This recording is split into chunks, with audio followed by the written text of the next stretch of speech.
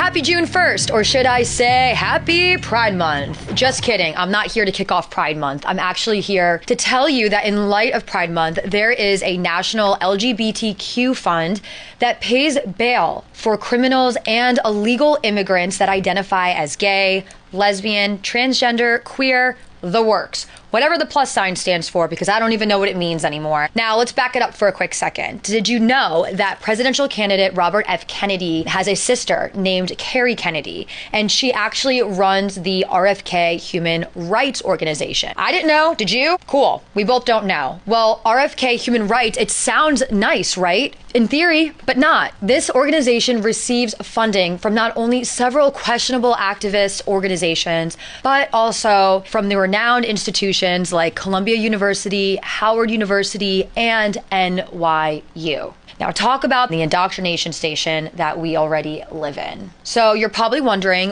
what's this RFK Human Rights Organization have to do with this LGBTQ Pride Fund? Well, you follow the money, and if you follow the money, everything starts to make sense. Well, this RFK organization works with the National LGBTQ Freedom Fund. So am I overreacting? How misguided is this fund? Well, here's the stats they claim to justify bailing out criminals and illegal immigrants. They say that 4 in 10 transgender prisoners are sexually abused. Now you're probably thinking, there's always jokes about prison pockets, this isn't a shock to me at all, because even the straight people, allegedly the straight people, dabble while they're in the prisons. If they can get away with it, you're alone, your needs are not being met physically. I don't know. This stat makes sense. Does it justify a bail fund? I don't think so. Let's move on. 1 in 2 homeless children identify as LGBTQ.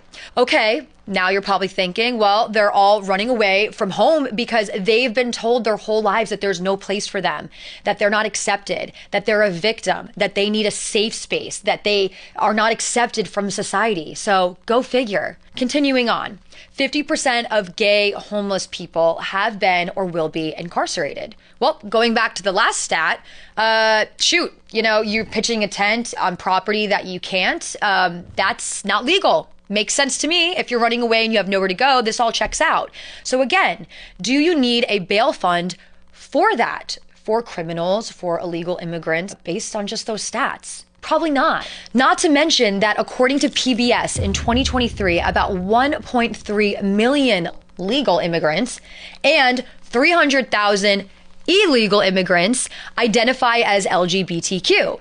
And I would do that as well, because you can claim asylum considering that other countries actually make it illegal and punishable by death to be gay. This all checks out to me, but I digress. Let's go back to who actually funds this organization. Well, donors of this fund, again, why do we see everything infiltrating all aspects of our daily life? Well, this comes from big tech and Hollywood, asserting themselves into culture so that we all bend the knee. Now, cue Colin Kaepernick, because he's actually, surprise, one of their big donors. Now, who else is a donor? Let's run through it. There's Hearst Media Company. Now, if you think about Hearst Media Company, that's a TV company that reaches 24 million households.